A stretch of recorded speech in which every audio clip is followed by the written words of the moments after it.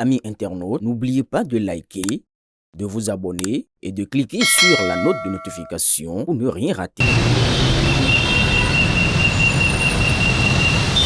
Alors que la campagne bat son plein, nos villes sont devenues un champ de bataille pour les affiches visuelles. Affichage sur des panneaux publicitaires, sur les carrefours, sur les troncs d'arbres, sur les clôtures des maisons. Face à ce constat, le ministre du Cadre de Vie a lancé un rappel à l'ordre ferme. Entre les règles et les réalités du terrain, quel est le véritable visage de cette campagne? Il ne faut jamais cesser de sensibiliser les gens. J'ai vu même les partis de la mouvance. Le ministre du Cadre de Vie, il a sorti un communiqué. Il a dit les endroits où on peut afficher ou les endroits où on ne peut pas afficher. Mais j'ai vu que son propre parti même ne respecte pas la loi. Et jusqu'à présent, il ne dit rien.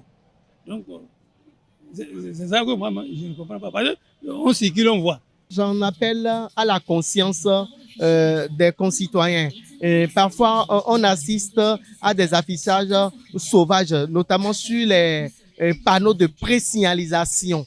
Des panneaux qui interdisent la circulation et on cache ce panneau-là. Ce n'est pas courtois, ce n'est pas du tout courtois. Alors, également, les affichages qui empêchent la visibilité ne sont pas encouragés. Donc, il y a des affichages sur des panneaux bien indiqués. Donc, j'exhorte quand même les militants à avoir un peu de retenue.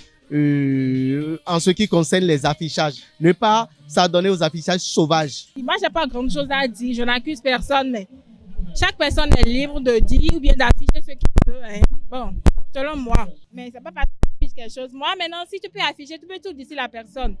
Si moi, je ne vois pas de mes yeux, rien ne peut m'empêcher. Il urge d'appliquer ces sanctions-là pour nous amener quand même à respecter les règles en la matière. Au-delà d'un engagement citoyen, c'est une question de civisme qui est posée.